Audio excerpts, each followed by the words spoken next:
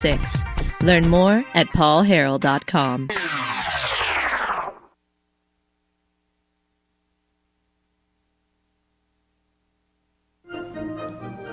All right, folks, welcome back to the program. Thanks so much for being with us. Paul Harrell here, and welcome back to the program. We have Senator Gary Stubblefield is with us. Senator Stubblefield, welcome, sir.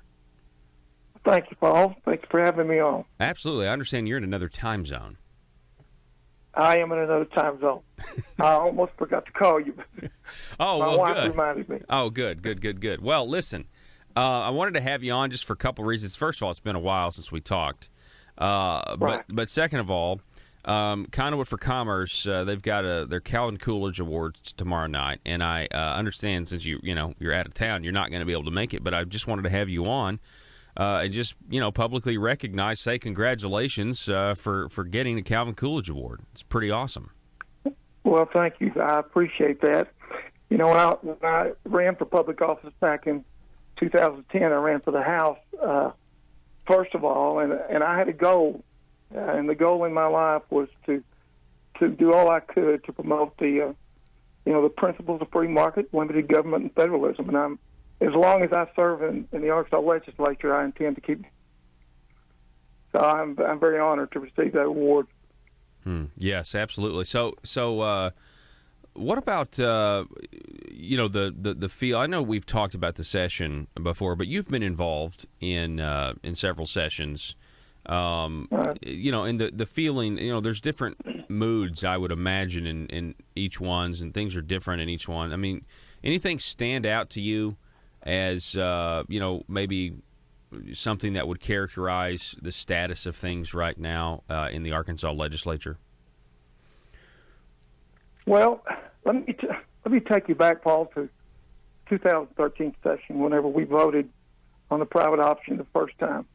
I remember that vividly because there was a large amount of sometimes even threats, but fear mongering and doom and gloom and all these different scenarios.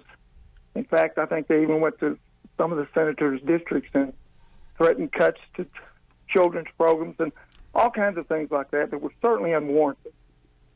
I mean, there was no factual basis for anything they were doing. They were pulling numbers out of thin air, numbers that were not real numbers. And that's, of course, I understand that. That's been around. That tactic has been around since the beginning of time, and it will still be around when we're gone. And that's one of the problems I have with the federal government right now. The federal government, it always amazes me how a country like ours that has a document like no other document in the world can rank 17th in the world economic freedom. That just amazes me. But I also understand, after looking and studying Washington, D.C., they're not going to change. They're never going to change, Paul. That's just a fact because of the cronyism and the political expediency that goes on in Washington. Unless you get a unique group of people up there, which is never going to happen, it's going to be impossible for the federal government to stop spending. I mean, it's structurally impossible because of the way it's set up. And the Federal Reserve, how they loan the federal government money and then give the interest back. And, last year alone, I read that we had a $1.6 trillion added to the debt on top of another $7 trillion that was added to the unfunded liabilities. And when you look at history, no other country ever has been in the situation we are financially and come out of it. Mm-hmm. I mean, when you talk about the GDP versus the debt, there's just no other country that's been where we are as far as our debt versus our gross domestic product. And we're in a serious situation. I don't think a lot of people realize it, but I think we're a lot farther down the road than what we have got to somehow, I don't know how we're going to do it, but we have got to start shrinking the federal government and somehow return state sovereignty. Everybody talks about the 10th Amendment, but when you look at the 10th Amendment and what's been done by the judges, I mean, they've taken a lot of the teeth out of the 10th Amendment, where states are, we've become nothing more, like I said before, than regional agencies that they they use with these unfunded mandates. You can't, if you bring up, I know I've been there since 2011, if you bring up a bill or sponsor a bill to cut funding or cut spending to a particular agency, the first thing you hear is, we can't do that because if we do, we will lose our federal funding. Yeah. Mm-hmm. So what good are we? Out of every dollar, I think 60% of it is already, decided where it's going to be spent. So we have control over about 40 cents out of every dollar. And that's just not right. I mean, we've got to get the power back to the people and to the states and to local control. And until we do that, this country is going to continue down a very dangerous path. We're talking with Gary Stubblefield, the state senator from District 6. Senator Stubblefield, you mentioned how hard it is to get D.C. to stop, to do, and I think we're seeing that right on display.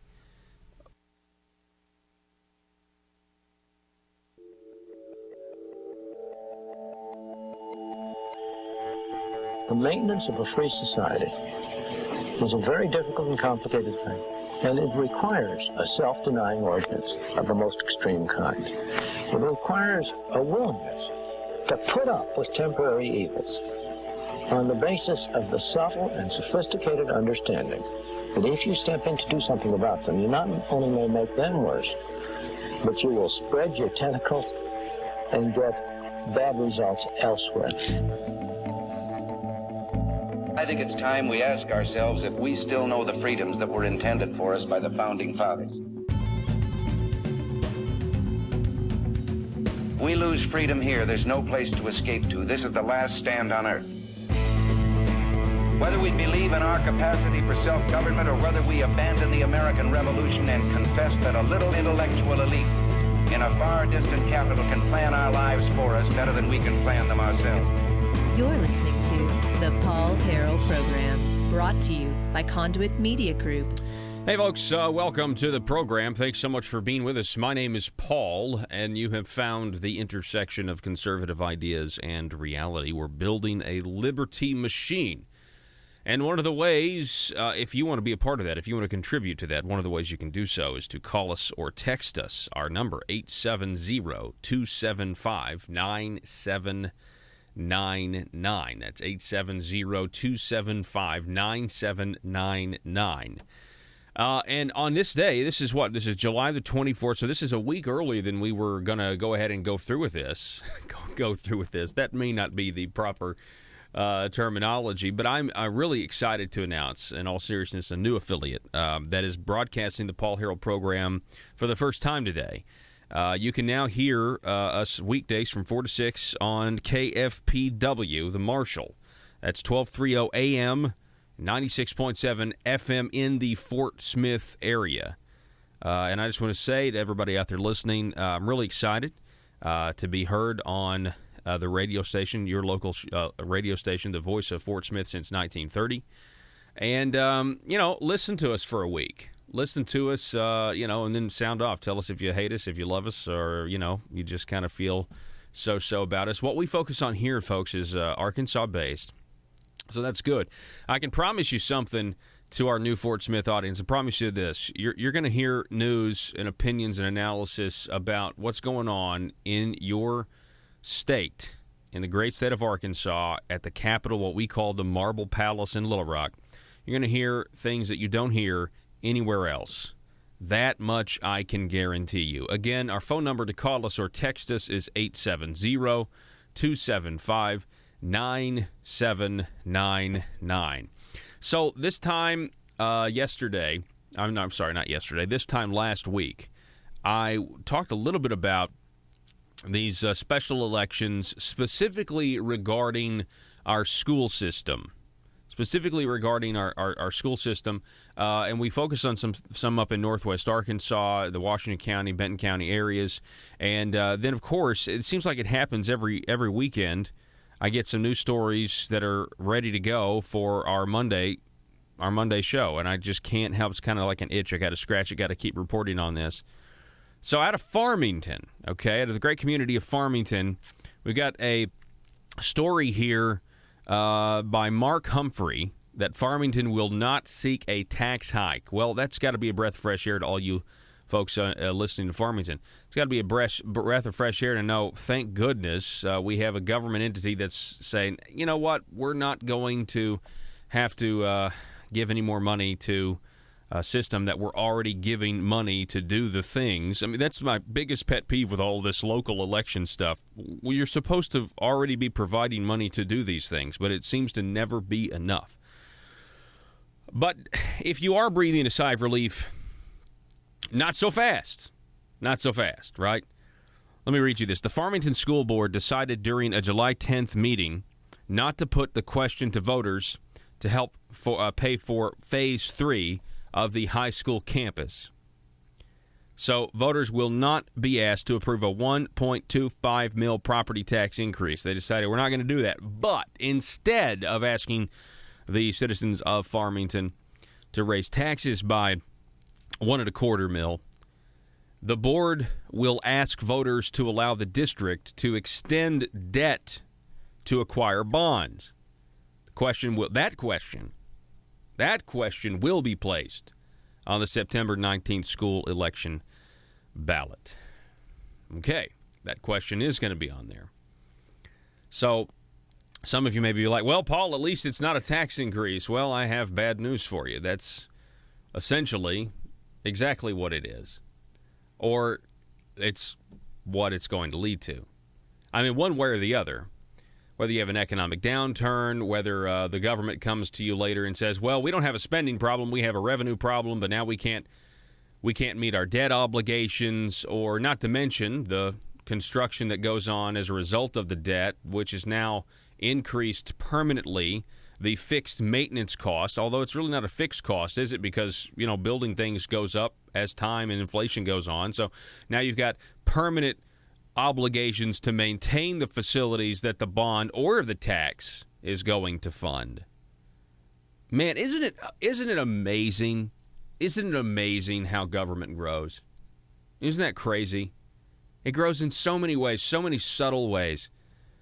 And I think most people they don't really see it. Because there's something that we call carefully crafted language. The CCL, the carefully crafted language, is immense. And that phrase emanated from Governor Asa Hutchinson when he was trying to find a way to keep Medicaid expansion in Arkansas. And, of course, he succeeded.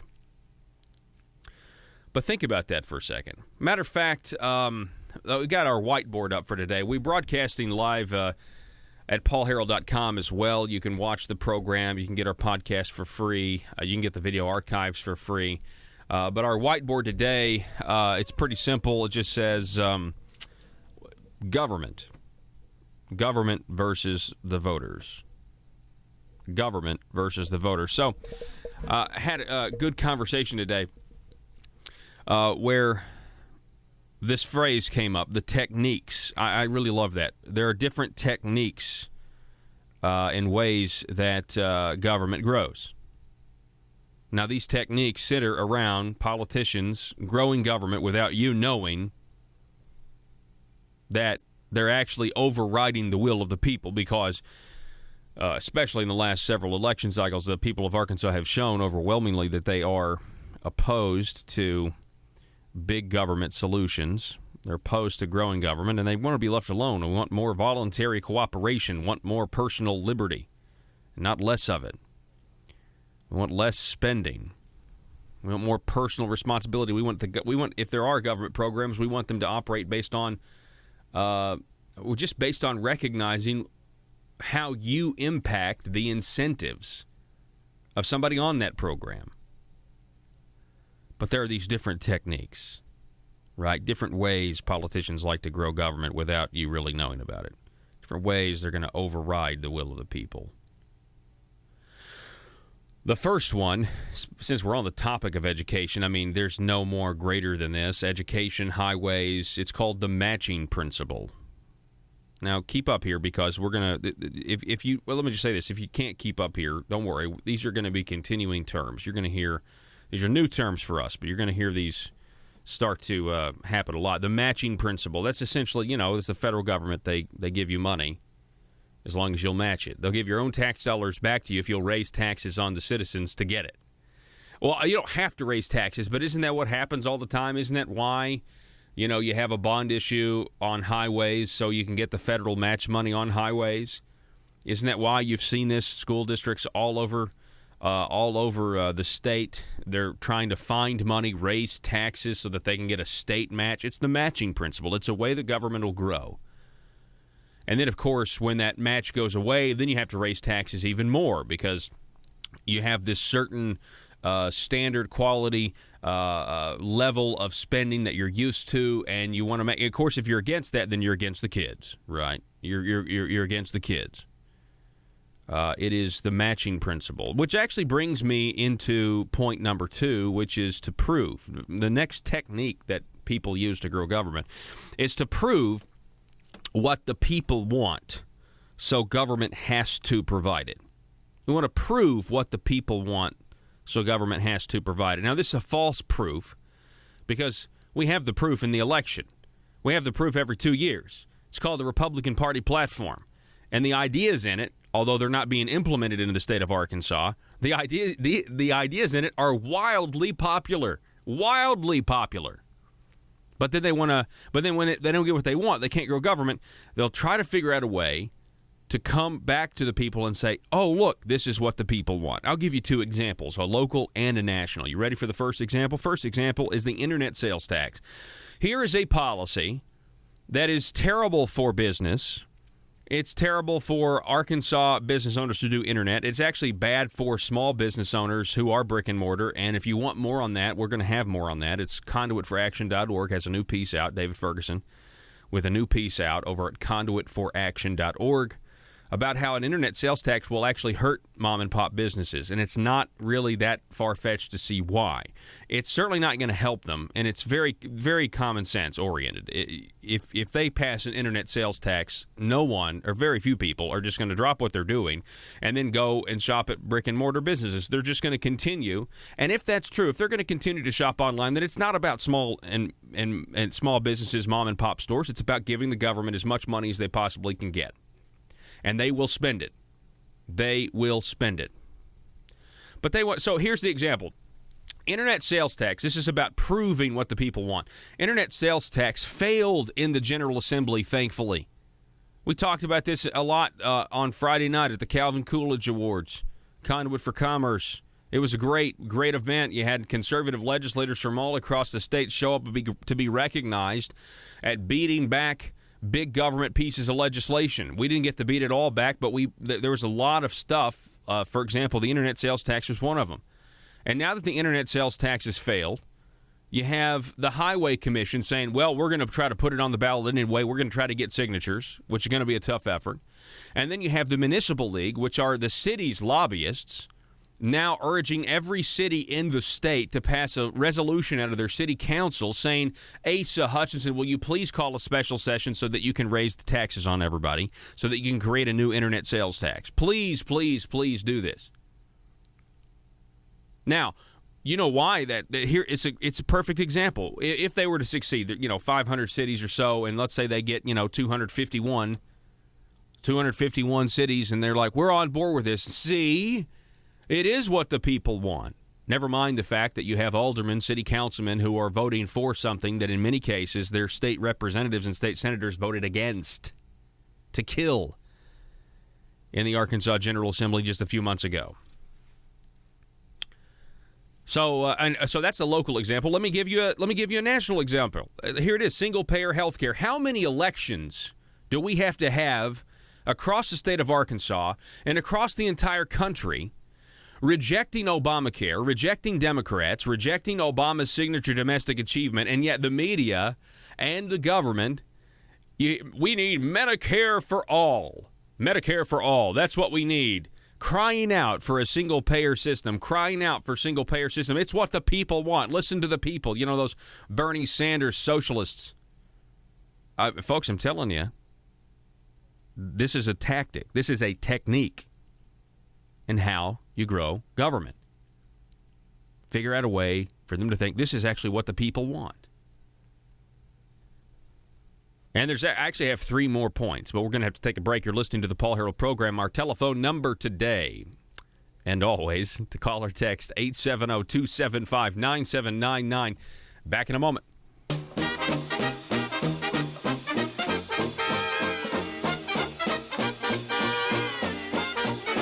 The Paul Harrell Program. Whether you're looking for a small desktop copier and printer, thinking about adding color to your documents, or considering a document management solution, Total Document Solutions is there to help. In business for decades, Total Document Solutions is an independently owned company that specializes in the ability to provide a high level of service in Northwest Arkansas, the Arkansas River Valley, Southwest Missouri, and Southeast Kansas as an exclusive Platinum Authorized Sales Agent for the Xerox Corporation. At Total Document Solutions, they offer customers technology services to improve business results. Their dedicated sales team has the unmatched industry knowledge, professionalism, and expertise needed to address the unique challenges of your business. Total Document Solutions is independent, local, and well-connected to serve your office products and document needs. Call them today at 479-575-0770. That's 479-575-0770 for your Total Document Solutions. Buy, sell, and trade at Triple R Pawn in Ash Flat. Firearms, computers, sporting goods, musical instruments, tools, jewelry, and everything else you can think of. It's all at Triple R Pawn at the Light in Ash Flat. Gun enthusiasts, log on now to triplrpawn.com and browse their amazing inventory. That's triplrpawn.com. You can also call them at 870-994-PAWN. That's 870-994-7296. Let the great team at Triple R Pawn help you find what you're looking for. That's Triple R Pawn at the Light in Ash Flat, triplrpawn.com, or call 870-994-PAWN. Arkansas small businesses are tired of taxes that are too high and regulations that work as obstacles to small business success. If you own a small business, it's time to take action. Now, I'm not talking about the local chambers of commerce. I'm talking about an organization that's actually run by small business owners and are fighting for small businesses right here in the state of Arkansas. They're called Conduit for Action, and they're on your side. Conduit for Action is here not to get something from the government, but to be left alone by the government. Think of them as your personal advocate for limited government at the Capitol in Little Rock. If you're tired of all the politicians talking with no results and ready for action, start outsourcing your government affair needs with Conduit for Action. Go now to conduitforaction.org and click on Contact Us on the right side of the page. That's conduitforaction.org, and stand up for small business in Arkansas.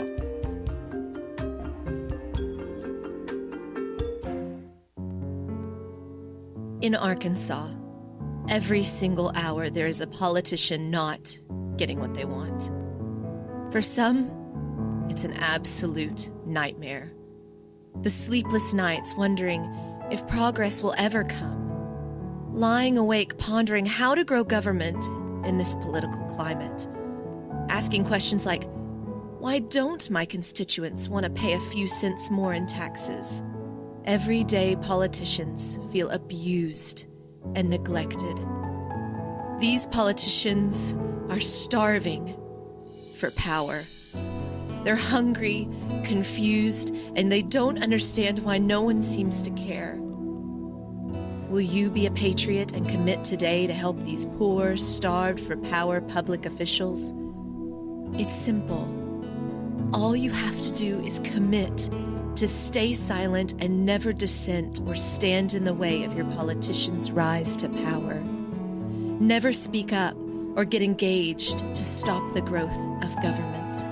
By committing to these simple steps, you will ensure the life of your politician will be filled with contentment and the respect they are desperately seeking, as well as campaign contributions from lobbyists. Hits me every time.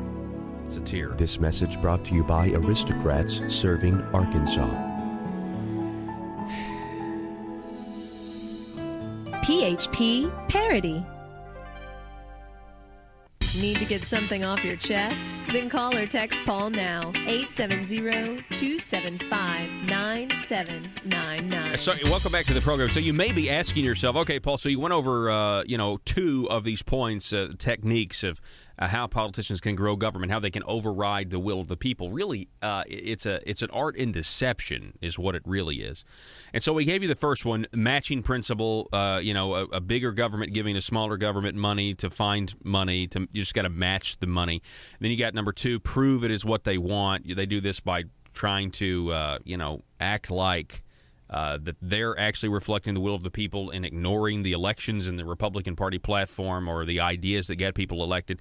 But you may be asking yourself, in the context of this Farmington article we were reading about, how the Farmington School Board decided during a July 10th meeting not to put the question to the voters to help pay for Phase 3, a 1.25 mil property tax increase. Instead, they're going to ask voters to allow the district to extend debt to acquire bonds. The question will be placed on September 19th. School. Here's number 3. You ready for number 3?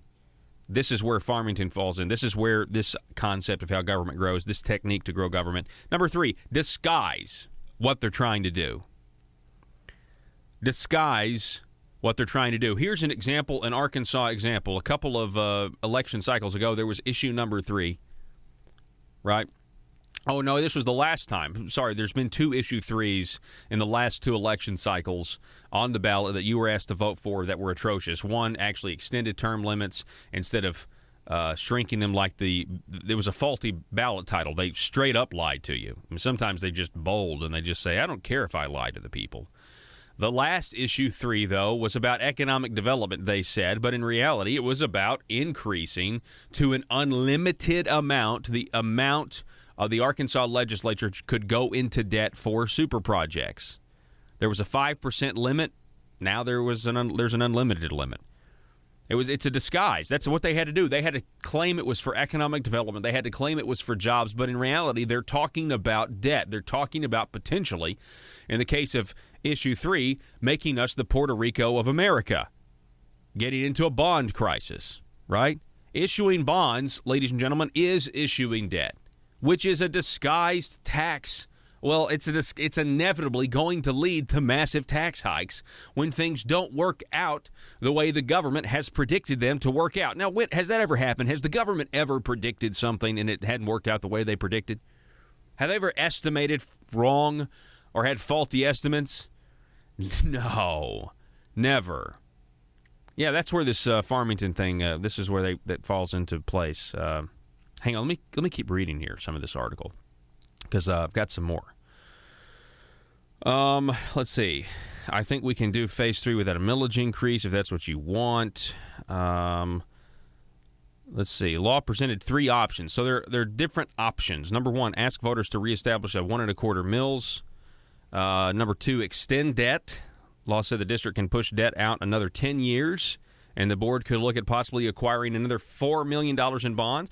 Or number 3, continue as the district of Farmington has operated, saving money while building.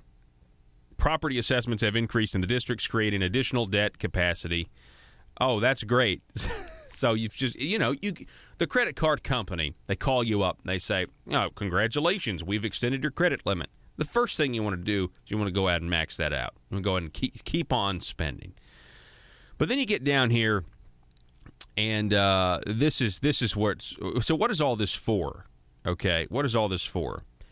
Community Favors Project. This part of the Gazette article quotes an official by the last name of Warren.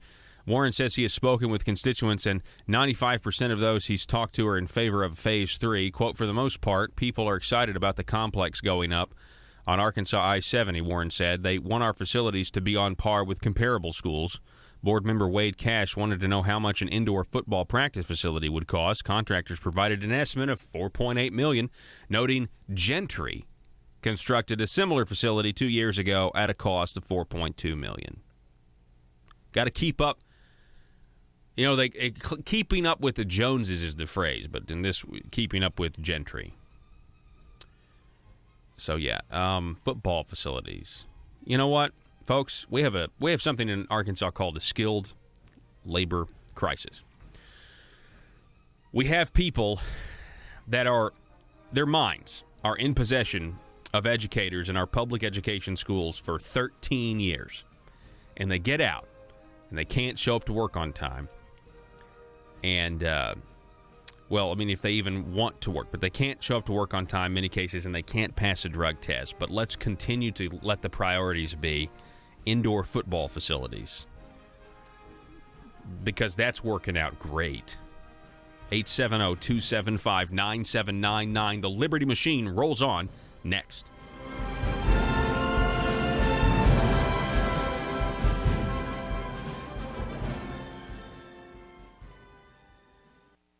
Paul Harrell, weekdays from 4 to 6. Learn more at paulharrell.com. When it comes to repealing Obamacare, we've had statewide elections, we've had state, representative elections, state senate elections. The whole country has experienced this massive wave of Republicans getting elected on this issue, repealing Obamacare. State houses going to total Republican control. The U.S. Congress, the House, then the Senate, then the presidency, and yet they don't want to repeal this thing. And even the one that they've got, which I hope does some good, I have my doubts. You have our own governor begging Senator Cotton and Senator Bozeman to tell their colleagues that we can't afford to get the Medicaid match rate slashed from 10% to 30%. I mean, it really, what you just talked about, the allergy they have to actually doing what the people want, which is smaller government, is on display right now for everybody to see. Right. It will never stop. I don't think it will ever stop, because unless the state, that's the reason I was such a strong advocate for Article 5. Article 5 is the only way we can ever rein in the federal government. You know, when 38 states come together, and with the calling a convention of states and putting some restraints on the federal government spending and term limits and other issues, that's the only way we're ever going to rein in the federal government. They will never stop. Mm-hmm. I mean, they are basically out of control. Wow. And what amazes me is all these senators, these Republican senators, that ran for 8 years, they have had 8 years to come up with an alternative to Obamacare. And for 8 years, they campaigned and promised, I mean, hundreds and hundreds of times I've heard them say, and I'm not talking about Senator Cotton or Senator Bozeman. I'm talking about some of these senators from other states who promised they would, the first thing they would do would repeal Obamacare, and yet now look where we're at. Mm-hmm. Yeah, it's just amazing to me. Yeah, and I want to say something real quick. I was playing an interview with Senator Cotton and Roby Brock earlier, and I just want to say I have no reason right now to believe that Senator Bozeman or Senator Cotton are not going to vote and do, what the people elected them to do. There's just this very strange divide. It's going unspoken among the senators between the governor and between John and Tom, because it's like, you guys kind of made your bed and you're wanting to keep this welfare program, but we're not really coming out and saying, hey, Medicaid expansion is a giant part of Obamacare and it's why things are so bad right now. It's a big part of why things are so bad right now. There's just kind of a lot of unspoken things going on right now. It's my opinion anyway. So, but I expect them to vote for the bill. I mean, that's what they are saying they're going to do. So. Well, I do too. But, there were some people that predicted several years ago that we would be in this same situation. There would be another administration, and we might not be able to count on the federal government to do the things they said they would do. And really, we're in between the governor is in between a rock and a hard place right now.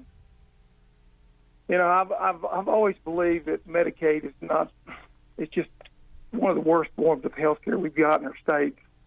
And we've got to do some, I heard some ideas talking to a guy about some. At paulharrell.com. It's free and available 24 hours a day, 7 days a week. Because the Liberty Machine never sleeps.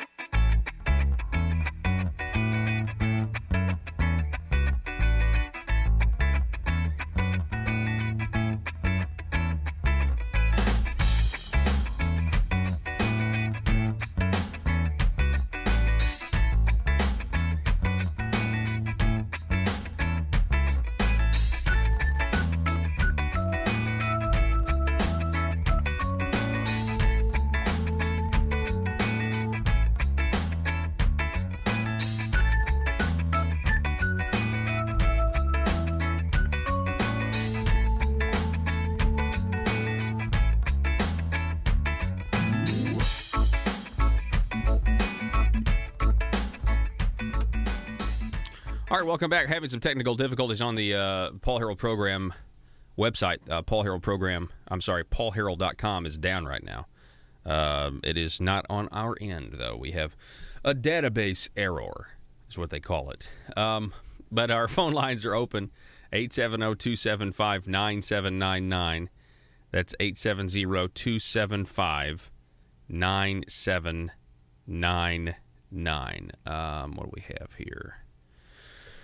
Okay, let's finish up with our list, right? We were going over different techniques. I have 5 points here. Different techniques, ways politicians grow government without you knowing, essentially overriding the will of the people. It fits in with our whiteboard, government versus the voters. Notice that government is green because it wants your money. And voters are red, white, and blue, or red and blue. It's a whiteboard, so. Number 1, the matching principle. Number 2, prove what the people want, so the government has to provide it. Now, that's really what it is. Prove what the people want, so the government has to provide it. I'm told our website's back up and running now. Number 3, disguise what they are trying to do. Talked about that. Number 4, our whiteboard from a couple of weeks ago, pain point politics. That's another way they grow government. If you don't like this, that you want babies to die. What an ironic position from the left. Now, I'm setting up a straw man here, but you understand. You've heard it before.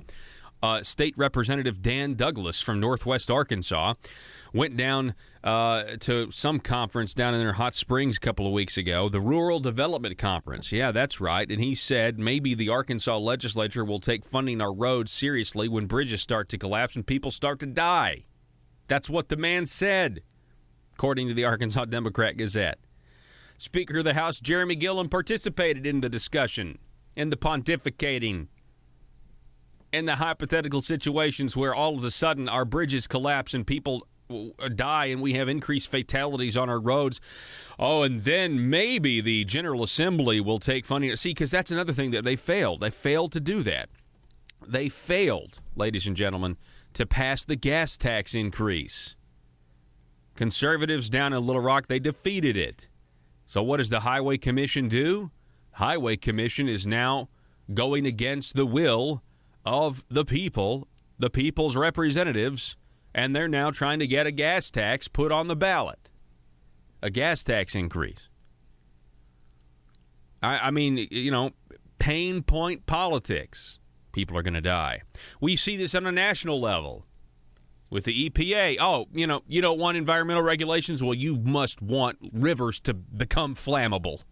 You must want rivers to catch fire then. You heard it all during, what was it, the 2012 campaign, dirtier air, dirtier water, right? So pain point politics, that's an easy way for them to grow government. And then number 5, economic development. When you hear economic development in the context of Governor Asa Hutchinson and the Arkansas Economic Development Commission pushing it, you need to know one thing. It is a scam. What they believe economic development is not what I believe economic development is. I think the government getting out of the way. I think abolishing the Arkansas Economic Development Commission will do more for Arkansas's economic development than the Arkansas Economic Development Commission could ever do. I should say that 3 times before each show to warm up. Yeah, if you would cut taxes, if you would cut regulations, if you would increase our freedom and liberty, increase voluntary cooperation, if you'd get rid of the licensing requirements that are not about the public safety but about protectionism, if you would do those things, it would do more for Arkansas's economic development than the Arkansas Economic Development Commission ever could.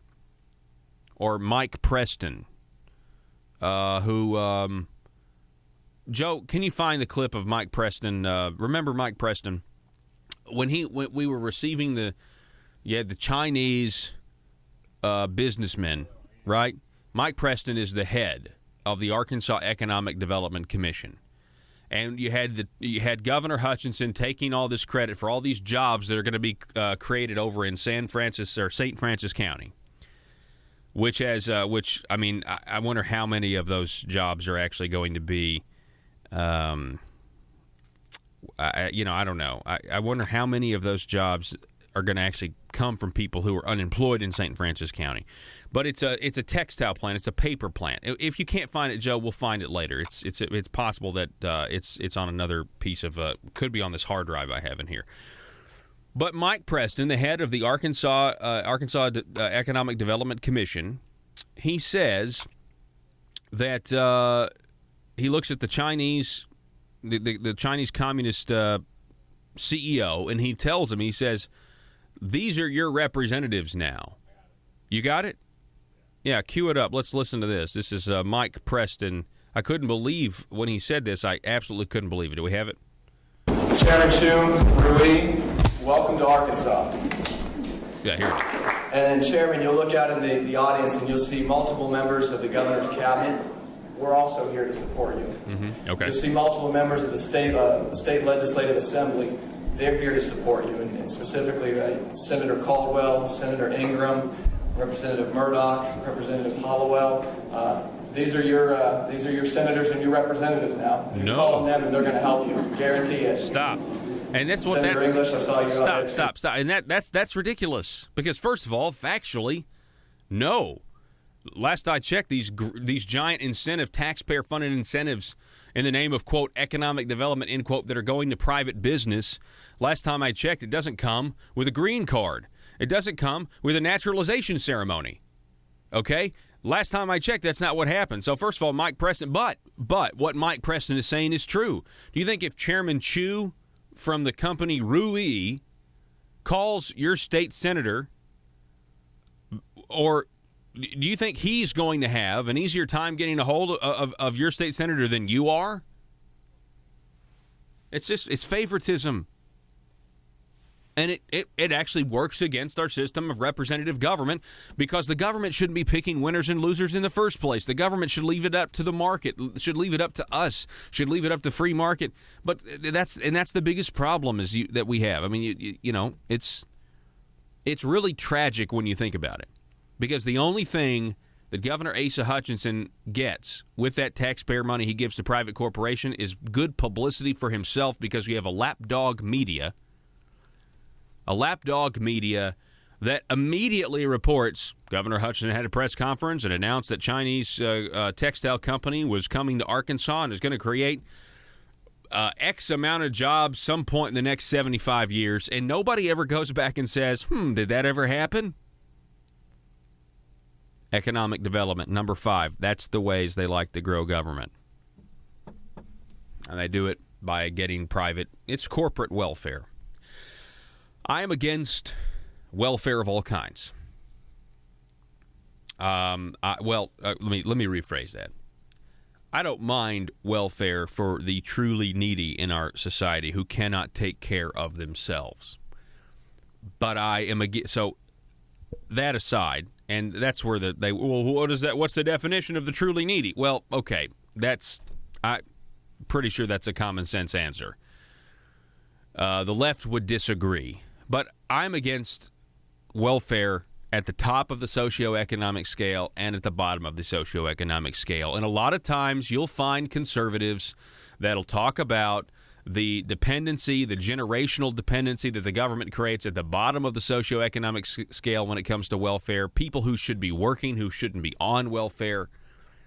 But you'll find a lot of conservatives that won't say anything about corporate welfare and the welfare that we have at the top of the socioeconomic scale. And it all can, okay, if you've got somebody, and I know the left doesn't like you to believe that this actually exists, but let's say that there is somebody who is taking advantage of the welfare system at the bottom of the socioeconomic scale, right?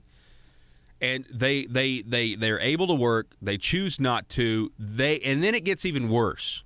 They're entitled. They believe that people who are working owe them a portion of their checks so that they can continue to live their lifestyle, which is, and now it's extremely nice when we're talking about, well, do you have air conditioning? Check. Do you have a cell phone that can connect to the internet? Yes. Then it goes on from there. You have a TV? How many TVs? Do you have a gaming system? Though that that right there you can be considered impoverished in our country today. Now, I would suggest to you that there's a character flaw going on. Now, some of it is because people have never known what it's like to work and create, and actually how rewarding it is. It's not easy, but it's preferable. That character flaw, though, happens at the top of the socioeconomic scale when you have insurance company CEOs who are affluent. And get ready, these insurance company CEOs, if we fail and socialized medicine comes and single-payer system comes, I said this last week, these CEOs and healthcare executives, they will be absorbed into the government. They will be taken care of. You won't hear them come out and say, oh, this is socialism. Oh, we can't have this. This is communism. You can't do this to people. Because they will be taken care of. You know how I know? Because you didn't hear any of them complain at the top of Blue Cross Blue Shield when Mike Beebe, a minority of Republicans and all the Democrats, and as Governor Asa Hutchinson has continued Medicaid expansion, you've heard none of them complain. Maybe dependency on taxpayer-funded revenue streams is a bad idea. Maybe we shouldn't be in bed with the government. You haven't heard any of them raise a peep. If they don't raise a peep now, they're certainly not going to raise a peep when the hammer falls and we have no private insurance. It's not really private anymore anyway. In Arkansas, you can't tell where Blue Cross Blue Shield ends and the government begins. The line gets blurrier and blurrier. We have to pay more and more so others get something for free, and the quality of our care goes down at the same time. Now you tell me who is really looking out for the best interests of Arkansans here. It's certainly not the status quo. It's certainly not. Anyway, Joe, I have no idea how I got on health care out of that. Somebody feel free to remind me. 870-275-9799. That is a telephone number if you would like to contribute to the program. That's 870-275-9799. In summary, government growing by certain techniques. The matching principle, proving what the people want, disguise what they try to do, pain point politics, and economic development. It is, it's a sham. It's a giant scam. There's a great piece up at conduitforaction.org. That's conduitforaction.org. Go there now. We're going to be previewing it. I don't think we have time to preview this now. We may have on the other side of this break. Let's go ahead and take a break now. We've got Richard Castor, the chairman of the Baxter County Republican Party. He'll be joining us at 5:06 at the top of the next hour. Don't go anywhere. Back in a moment. Whether you're looking for a small desktop copier and printer, thinking about adding color to your documents, or considering a document management solution, Total Document Solutions is there to help.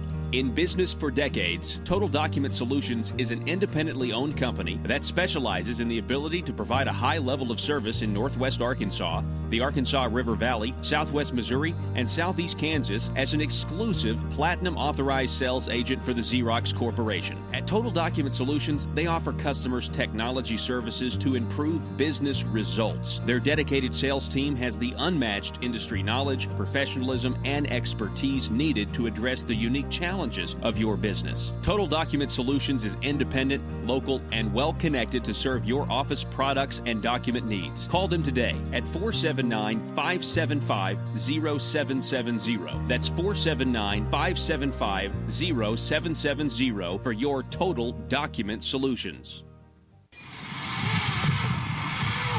Who's next to Zipline? Me, and I'm really excited about this. Sir, I'm sorry. The Zipline has a 350-pound weight limit, and frankly, I do not think it would be safe for you. Oh, that's okay. I self-identify as 180 pounds, so it's cool. Sir, that doesn't make any sense to me, and I'm afraid we can't let you ride the Zipline. You're too heavy. I'm sorry. I can't believe this. I thought we had evolved as a society. I thought this was America, but I guess this is just my plight. First slavery, and now fat shaming. Sir, again, I'm really sorry. You listen to me. If you don't let me ride, not only will I sue this company for discrimination, I will sue you for damages because right now my feelings are so hurt and I feel embarrassed because I'm holding up the line. Wouldn't be the first time. Watch it, mister. Look, okay, I'm sorry. I just don't think it would be safe for you. You don't understand. I self-identify as skinny. So you have to let me ride the zip line. The Constitution says so. I get to define my own reality. Oh, you know what? Okay, fine. Whatever. Ride the zip line. Mike, let this man ride the zip line. Thank you. Now watch as my self-identity trumps your bigotry. See you on the other side, racist. Here I go!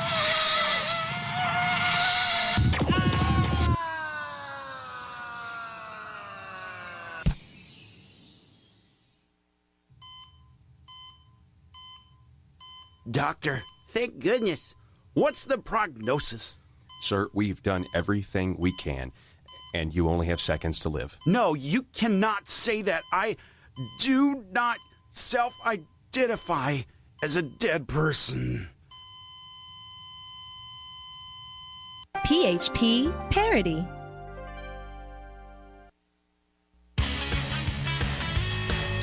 I got a text message, Jerry in Craighead County. Jerry writing in, he's got an example of how counties get increased tax base without a millage increase.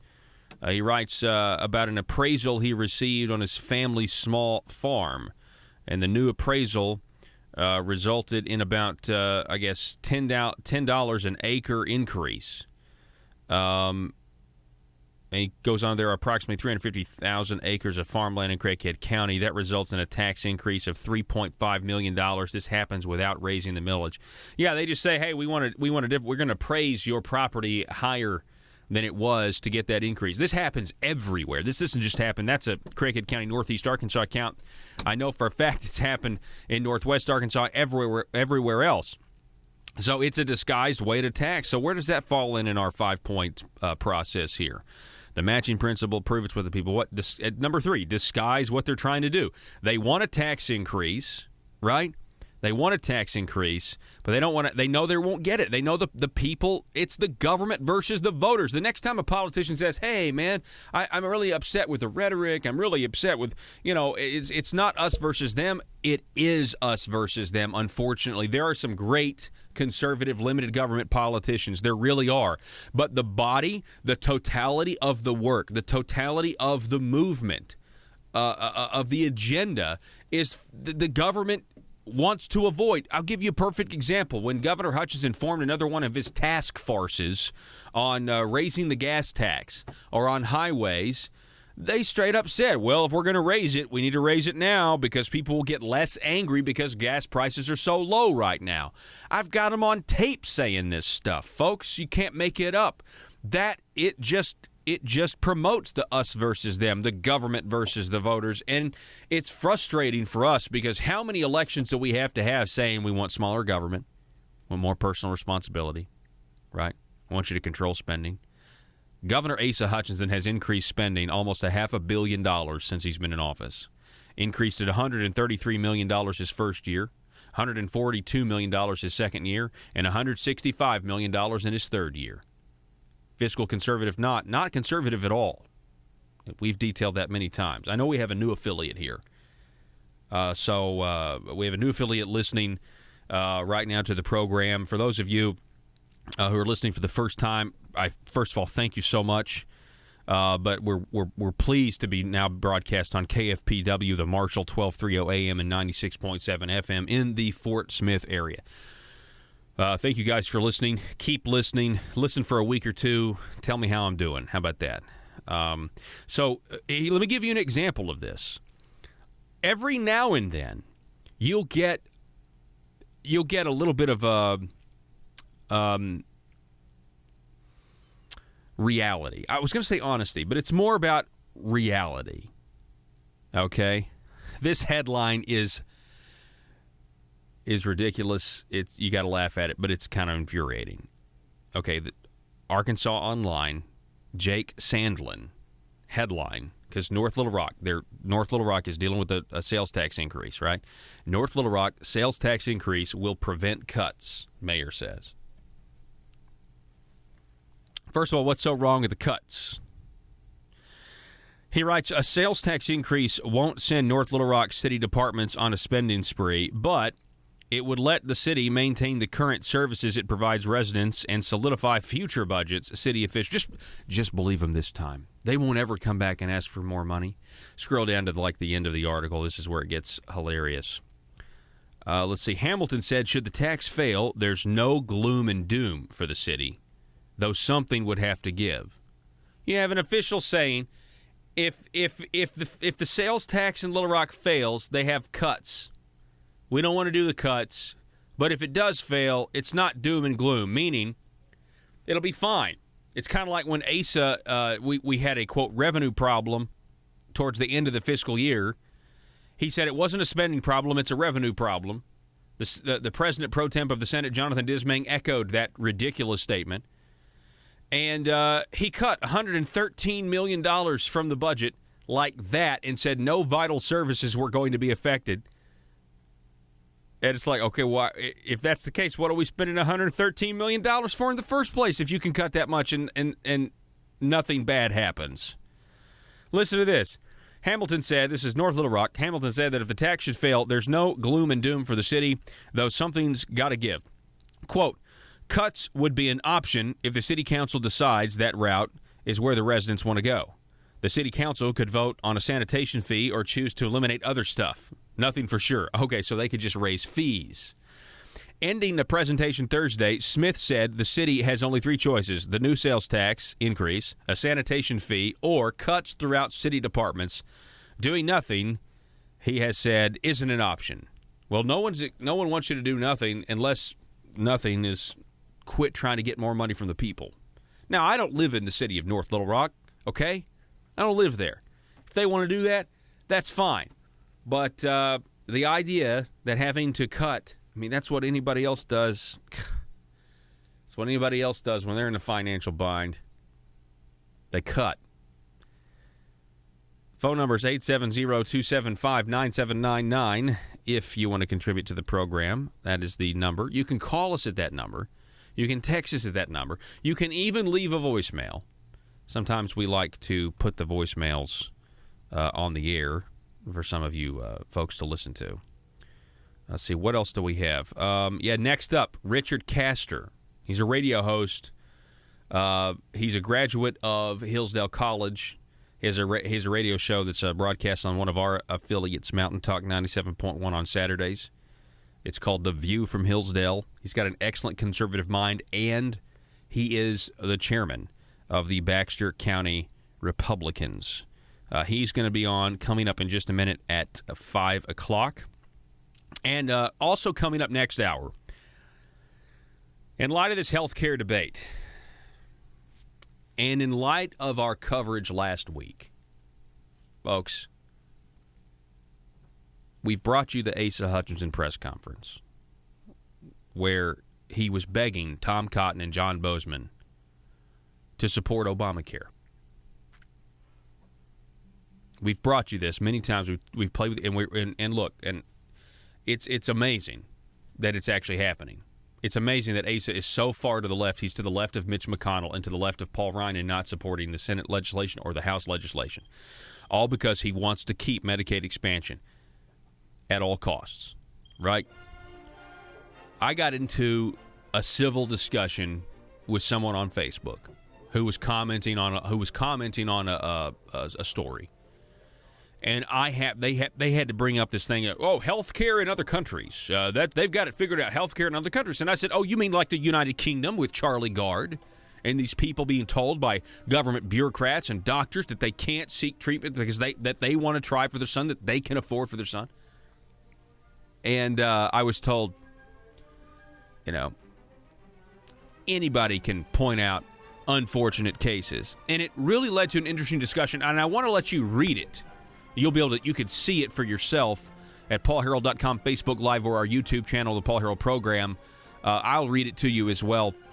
But we're going to do that next hour, too, as well as get to the Conduit for Action article, the new one about the internet sales tax. Folks, back in a minute. Rush, Glenn, Sean, and Paul. This is Jonesboro's 1013 FM News Talk, KBTM. Paul Harrell, weekdays from 4 to 6. Learn more at paulharrell.com. Ideas about improving our health care, about having a nationwide shopping for health insurance. That'd be nice. Being able to let individuals shop across the country for health insurance. Yeah, I'd like to see that little Geico. That little Geico could now also sell me health insurance if he wants. I can assure you that would bring down prices. And having transparency in Medicaid, I mean, having them post the prices for all their services. I mean, I have seen a range, for example, I think it was a nuclear stress test that I saw, where the prices range from $1,300 to $7,800 in Arkansas. So, yeah, I mean, you've got those kind of discrepancies in medical procedures. And, you know, we need to allow insurance policies to be tailored to the individual, not this one-size-fits-all that's coming out of Washington and forgive some of these medical savings accounts. I mean, there's so many things we could do, but the first thing we need to do is get government out of healthcare. They have no business being in the healthcare business. Yeah, it was never intended to be that way. Yeah, they got to get our. Let the markets work. Let the markets work. I completely agree. They got to get our premiums down. The market's the only way to do that. My fear is, see, a key component of this national plan, Senator Stubblefield, key component of it is to kind of provide another subsidy, like a new subsidy for these folks who are going to be transitioning into the marketplace. And it's just like, wow, when did that become part of the Republican Party platform? I don't remember. Right. No, I don't remember it either. But I mean, it's pretty obvious that many of these insurers are pulling out of the markets. I think I read where Humana now was going to pull out of the markets. A lot of the co-ops are failing, and companies like Aetna and Anthem, and even Blue Cross Blue Shield, they've all reduced their plan offerings, and yet you got to realize something: the government is still propping these insurance companies up. Yeah, I mean it's like it's no longer a patient-doctor relationship. Now we've got a third and fourth tier. We've got the government regulators who collaborate with the providers, the insurers, and which to me is just a recipe for corruption. And let me ask you this. Let me ask you this. When Obamacare was first enacted, I've been doing this a lot lately, but I'd love to get your comment on this. Obamacare was first enacted. Everybody talked about socialized medicine, the dangers of it. Everybody in Arkansas did, especially if you were a Republican. And everybody, we even talked about death panels. We talked about the very thing that's going on right now in the United Kingdom with that little boy, those parents that are just trying to get some treatment. It's experimental, but they just want to try. Everybody talked about it. Nobody talks about it anymore, and yet it's right across the pond there, right across the Atlantic. We can see it. We don't want to go there, and it's almost like there's people that don't think that this is, if we don't get this right, this is where we're moving toward this type of bureaucratic state. And I actually think, Senator Stubblefield, that some of these insurance companies that have, like in Arkansas, that have gotten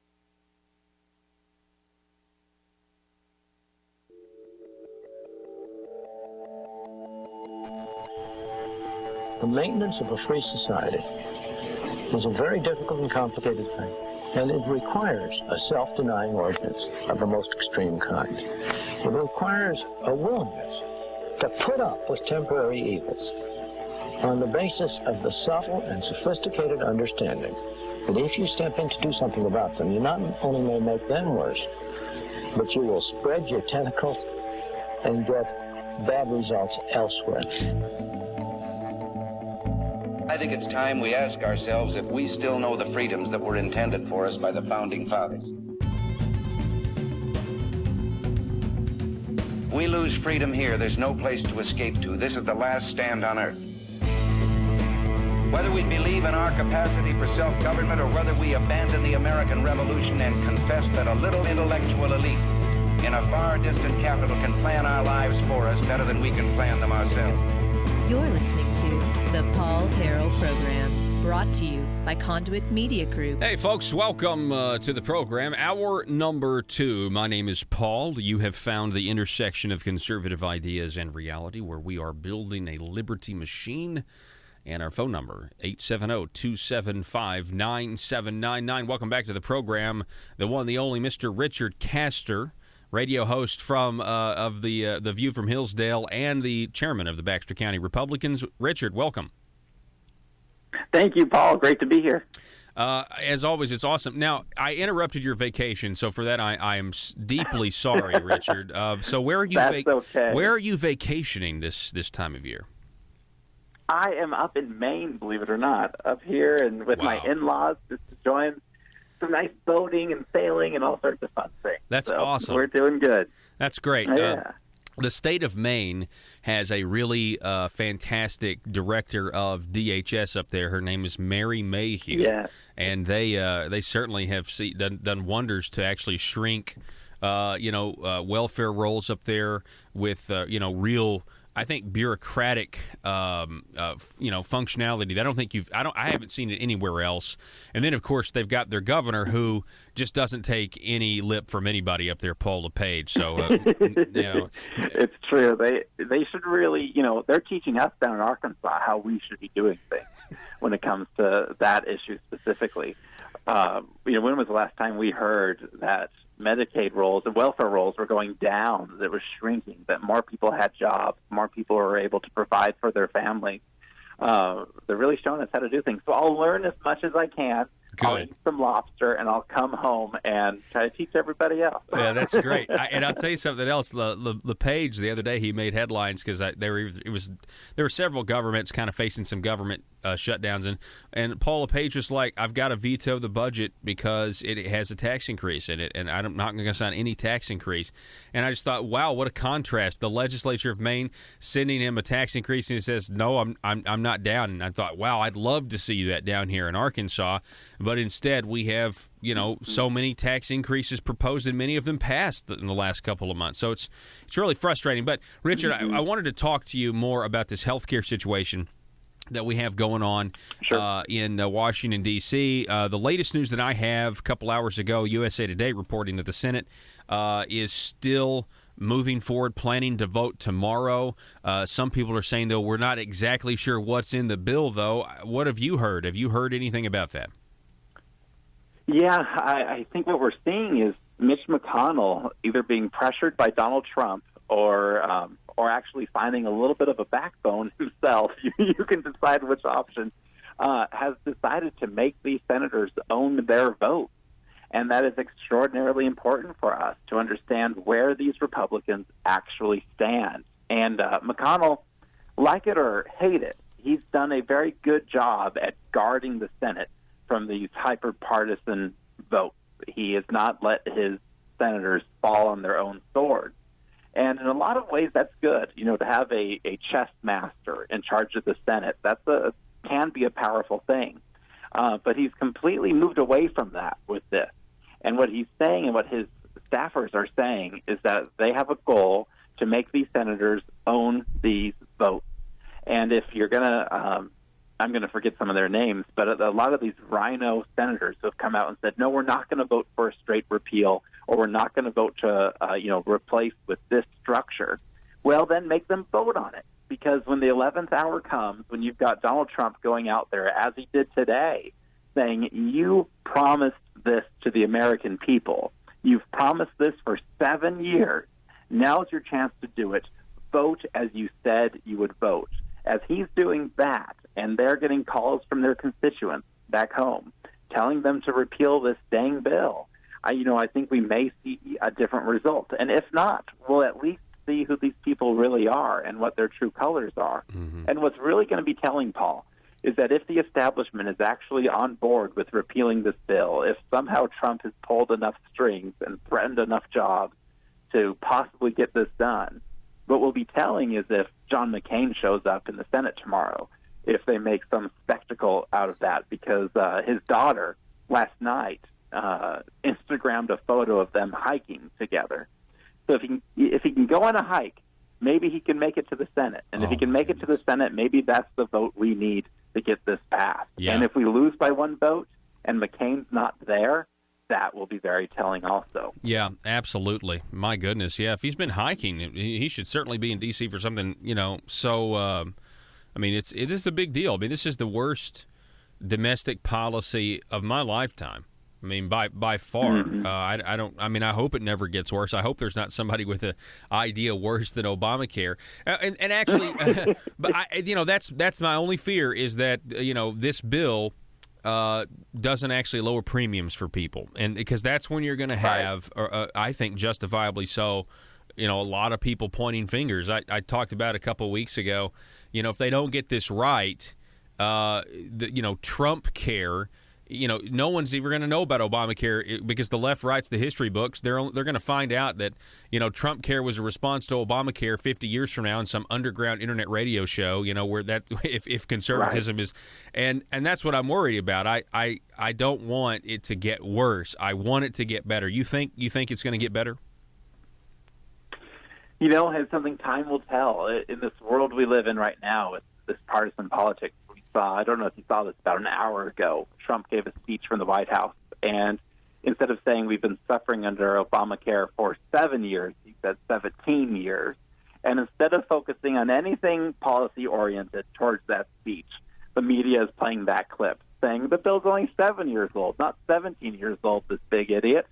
And that's the reality that we're living in. That's how scrutinized everything we say now is. And so I'm not sure if we can get a perfect bill in this atmosphere. Yeah. I'm not sure if we can, if the situation we're in right now, if this is the best we can get, and if we should, claim it and do as best as we can and then move on to tax reform, move on to infrastructure reform. Yeah. Is it important to get this win under his belt, to get the rest of the agenda going, and then revisit healthcare slowly and methodically over the next 8 years?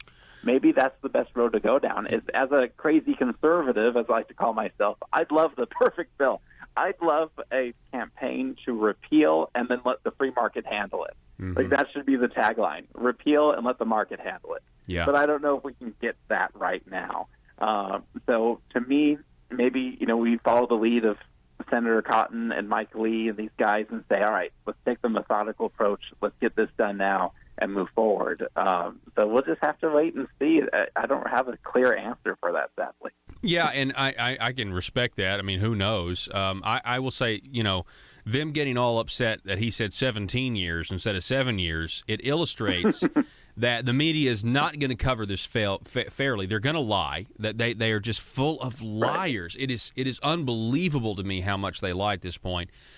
Even though we've known that they've been liberal and they've been biased for forever. But that is why, though, if they can produce something, whatever it is, that actually makes people's health care affordable again, people will then, that's going to speak.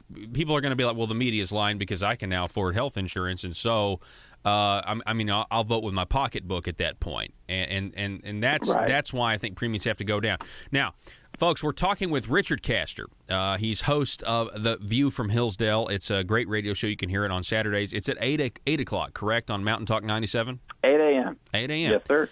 He's a Hillsdale College graduate. He's also the chairman of the Baxter County Republicans. Now, I heard, or I saw, it was kind of like a tease Facebook post, Richard, that you put out about the Baxter County Reagan Day dinner coming up. Is that what it is?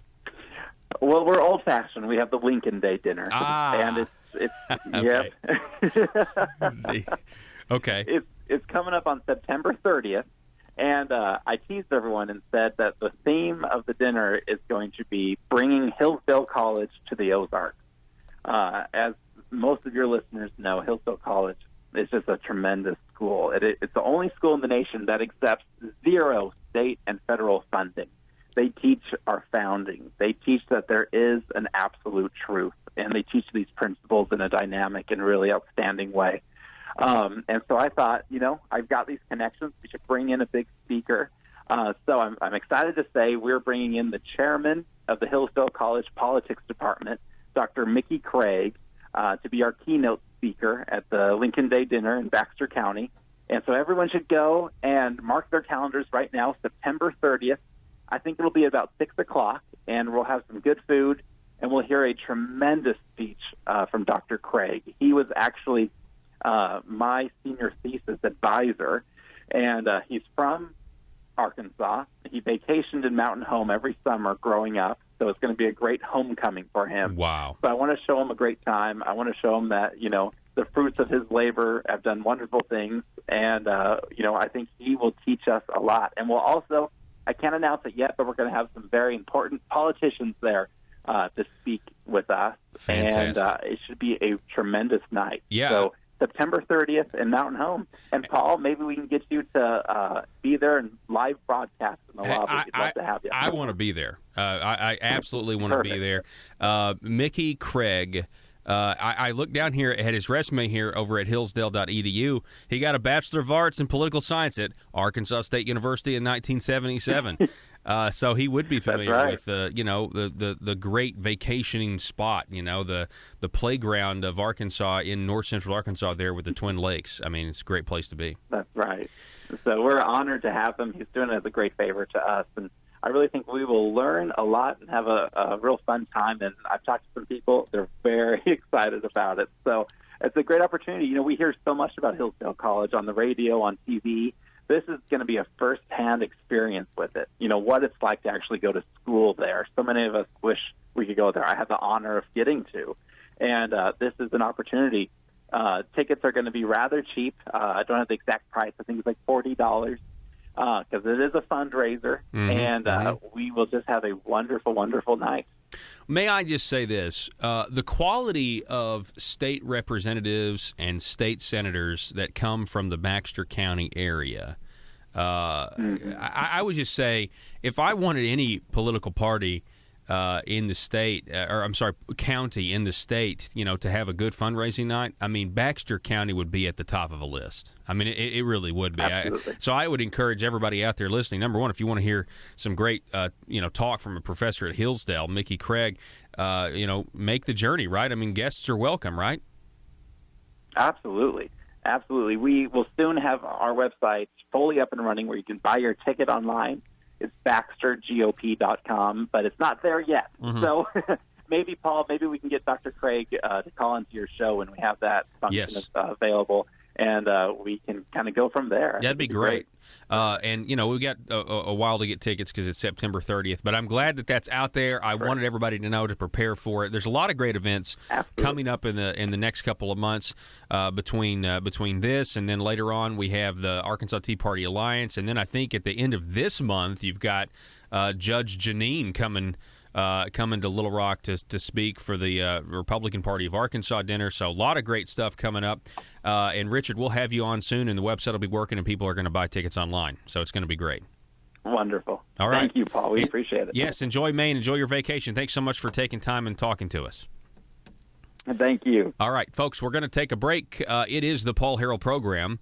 I have not even mentioned our new affiliate yet. I mean, we mentioned you guys last hour, but I know a lot of you got off work. You're probably like, who is this guy?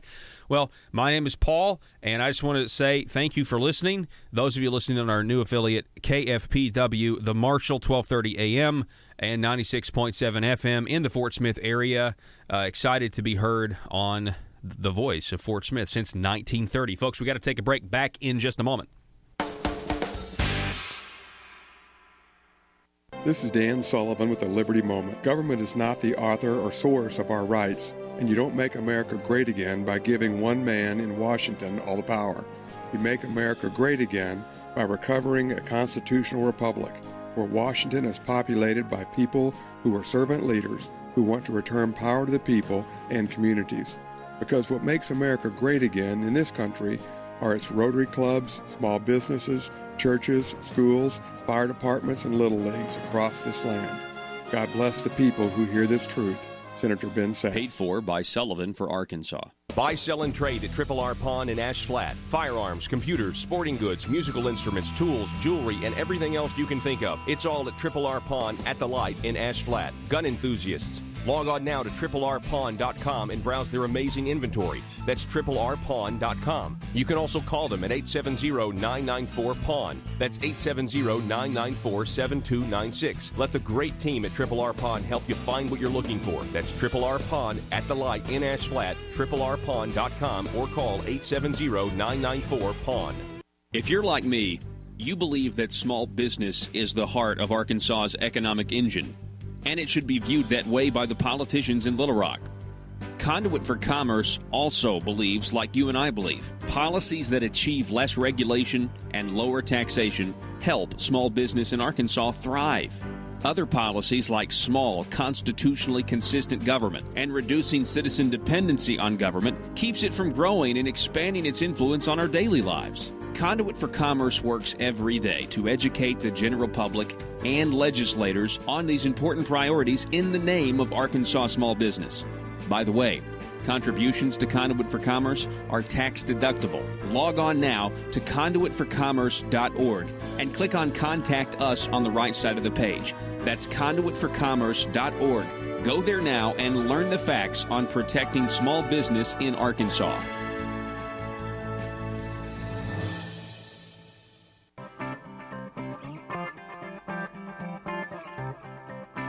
The Paul Harrell Program.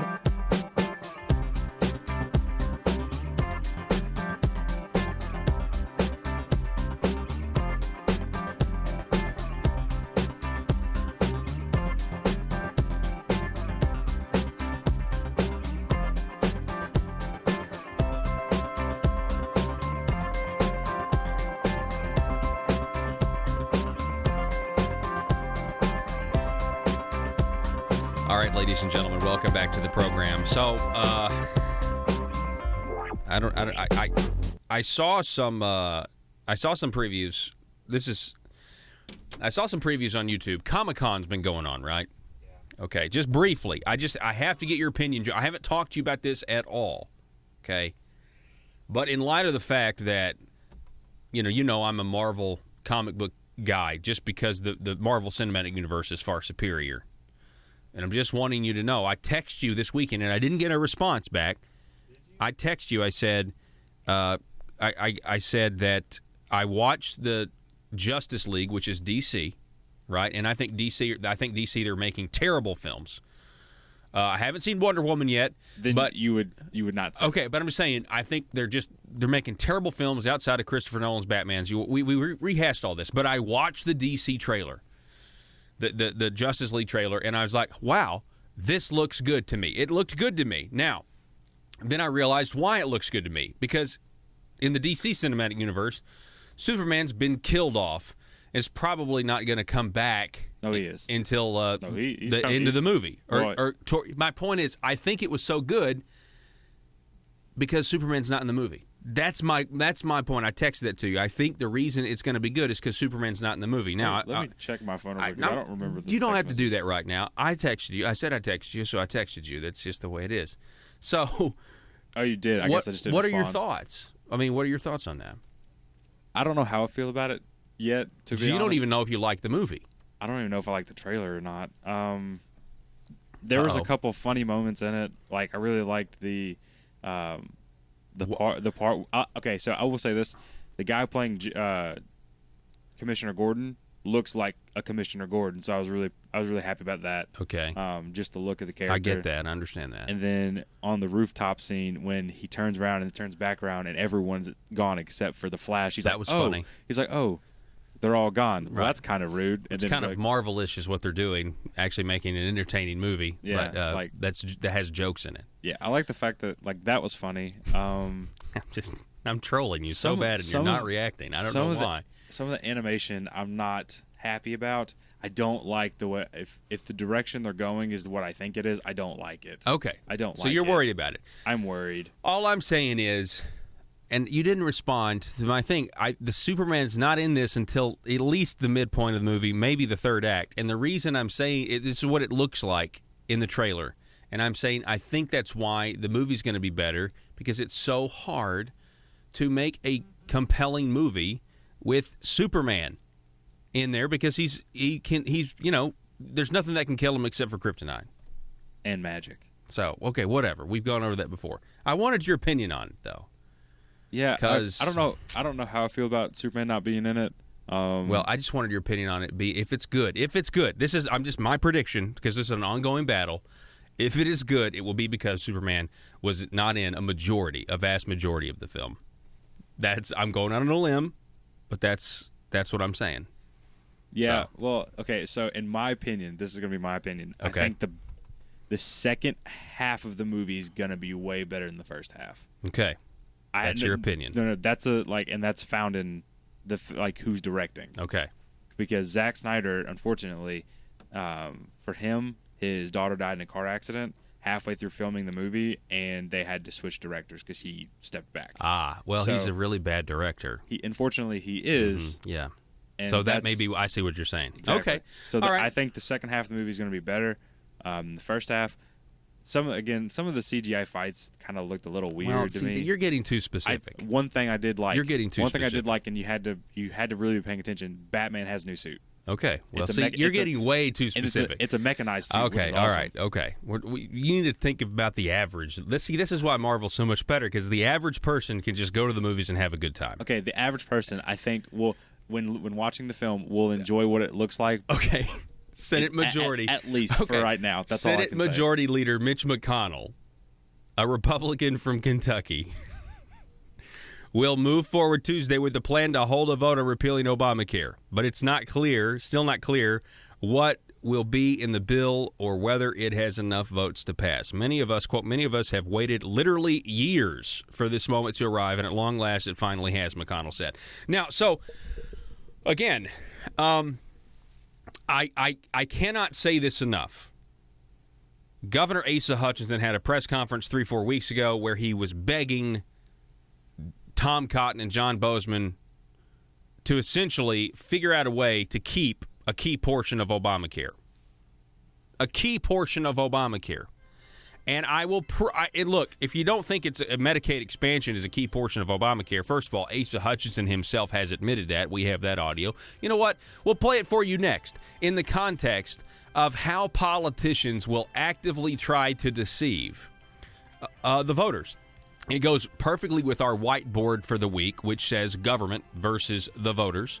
And you just need to stay tuned, because you're not going to believe this. Also, Conduit for Action article. But I will tell you this. Governor Asa Hutchinson has proven himself to be, if you have been listening to this show, you know this is true, but he's proven himself to be a progressive. And on Obamacare, something he campaigned against, he is to the left of Paul Ryan and to the left of Mitch McConnell. All you got to do is listen to his own words. The headline of the Gazette, Senator Bozeman and Senator Cotton support repeal. Governor Hutchinson doesn't. Back in a minute. Paul Harrell, weekdays from 4 to 6. Learn more at paulharrell.com. Addicted to this federal or this taxpayer guaranteed revenue stream. If it ever comes to full socialized medicine, it will be the insurance company heads and executives that get the government jobs. They're going to be taken care of. They're going to be fine. This idea of, well, you're taking my private company away, it's not really that private right now anyway, and so it's not that great of a leap to think that they're just going to get absorbed and created into some national health organization. Well, Anybody that doesn't realize that the Affordable Care Act was nothing more than a pathway to get us to socialized medicine, a single-payer system, I mean, that was what it was all about. We do not want I can assure you, we do not want Western Europe health care where you have to wait 12 to 15 weeks to see a primary care physician. I mean, one of the reasons their health care is cheaper in Europe is because they ration it. We don't want that here. I mean, the only crisis we have here in our health care system is because we have no free markets here anymore. It's the government. I mean, they've taken all that responsibility. I mean, that is our main problem. Think about it, Paul. A few years ago, they started these electronic records. Well, I can remember when laundromats started electronic records 15 years ago. Why did the health industry take so long to start? And then a doctor spends a fourth of their time filling out records. And, you know, I don't think the crummiest motel in Arkansas or in America would put you in a room with someone else and put a curtain between you. That is not the kind of health care I don't think the American people expect. We have a broken health care system. There's no question about it.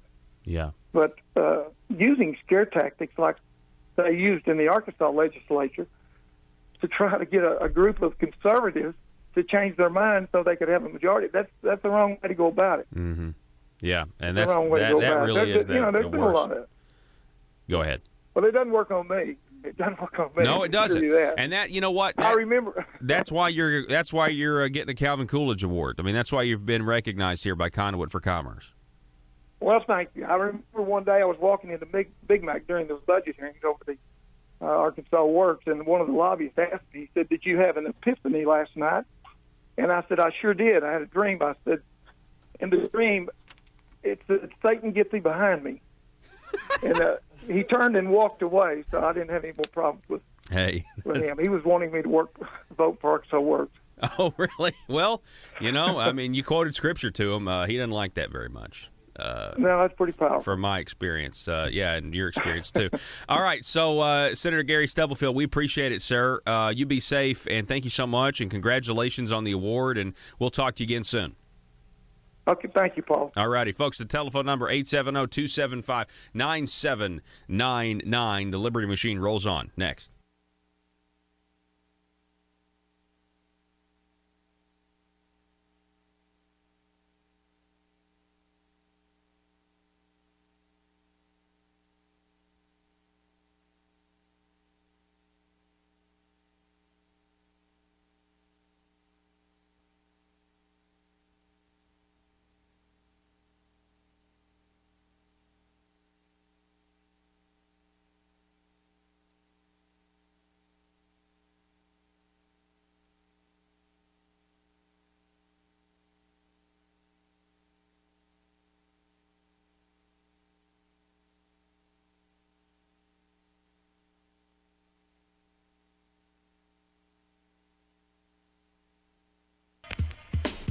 Broadcasting across Arkansas and holding politicians accountable for what they say and do. The Paul Harrell Program.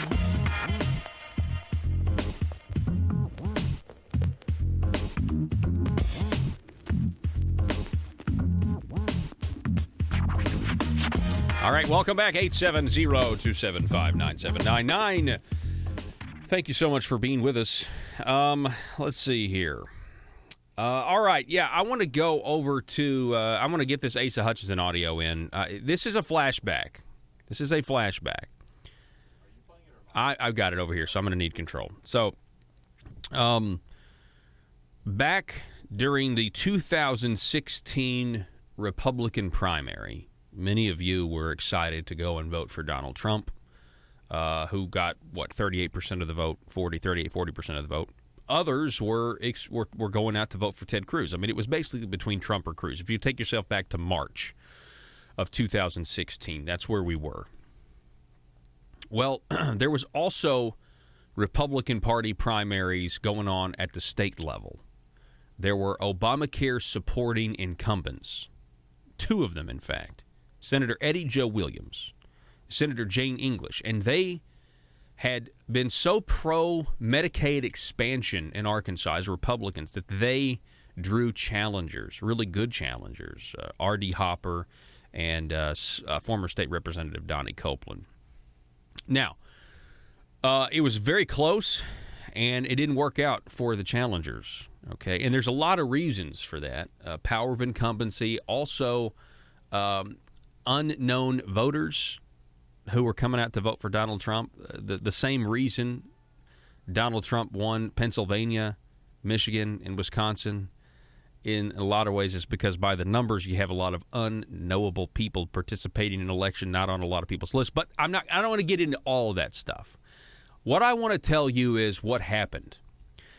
Our governor, Asa Hutchinson, he picked sides. He supported the incumbents because he knew his Medicaid expansion, Arkansas Works is what he called it at that point, had to survive, and that if there were two senators that were now going to vote against it, he was going to have to preside over a welfare program that is supposed to be for the truly needy, but instead is for able-to-work adults. It would have to go away.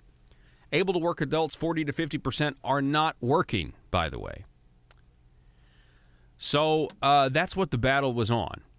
And it got to such a point. I was telling you every day, hey, these people are supporting Obamacare. These people are supporting Obama's signature domestic achievement. It got so heated that the governor, a week before early voting in the primaries in February of 2016, he held a press conference. And he got the challenged incumbents behind him. Eddie Joe Williams and Jane English were among them. And he defended them. And he said things like, they are not supporting Obamacare. Just listen to this. This is a 3-minute audio clip. Bear with me. I even narrated this. But I went back and found this.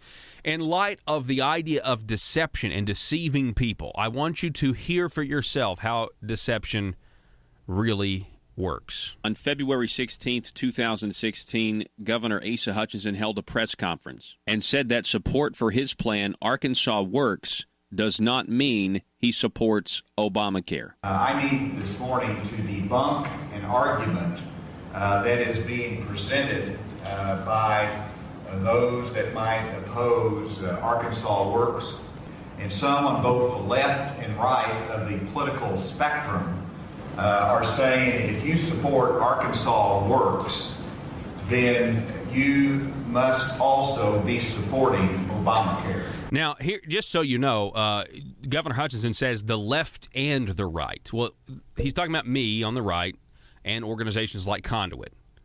Who's he talking about on the left? None other than John Brummett. John Brummett, who's a leftist, who supports Obamacare, who thinks it's great, was saying, yeah, Asa is supporting Obamacare. I mean, he's supporting Medicaid expansion. Now, this is an idea that he's trying to fight, but Governor Hutchinson a week later went and confirmed this very thing and completely contradicted himself. Oh, by the way, can we talk about real quick? I just want to make a brief observation. If you want to know if Governor Asa Hutchinson is a real conservative, ask yourself, this may help you analyze that question. Notice that the national media has nothing but disdain for Donald Trump. They hate him. Notice that the state media has nothing but praise for Asa. What's wrong with that picture? They're making the linkage between everybody who supports Arkansas Works and any form of Medicaid expansion of states must be an ardent supporter of Obamacare or the Affordable Care Act. Let me tell you today that is not so, and we need to debunk that argument and that presentation because there's no truth to it. There's no truth Then, to it. on February 19th, Governor Asa Hutchinson at the Alliance for Health Reform Conference said this. And Arkansas was in a unique position, as many other states, that had anticipated really that the Supreme Court would give us either a yes or no. We're either going to move forward in total on the Affordable Care Act or it's going to be dismantled. And of course, the Supreme Court split the decision and said 3/4 of it's going to be upheld, but 1/4 optional for the states. And that put the states in a quandary from day one. Of course, I look at when I say 4 parts of the Affordable Care Act, the key parts are the individual mandate, the employer mandate, the exchange, and the Medicaid expansion. 3 upheld, Medicaid expansion optional to the states. Arkansas. First of all, that's Asa Hutchinson admitting that Medicaid expansion, a program which he embraces, is part of Obamacare. And this is a week after he just said that it's not Obamacare, that supporting Medicaid expansion is not supporting Obamacare. The question you have to ask yourself, did Asa knowingly make a false representation of fact? I think he did. I think he knew it was false. I think he was just playing cover for those that were politically loyal to him. But in case you needed any more evidence, he went on a week later. Before I became governor, opted to do the Medicaid expansion. I have said I would support a continuation of the Medicaid expansion in Arkansas if we can do reform of the overall Medicaid budget to create more savings, to make sure we can balance the budget, and then secondly, that we reform it to address some of the concerns that I just mentioned. We're moving toward simply government insurance versus an employer-based insurance policy. Stop right there. What an amazing! This is a side note. We're moving towards government-based insurance instead of employer-based insurance. I think a lot of us don't want that, right? Isn't that the part of the problem? Right? Isn't that a huge part of the problem?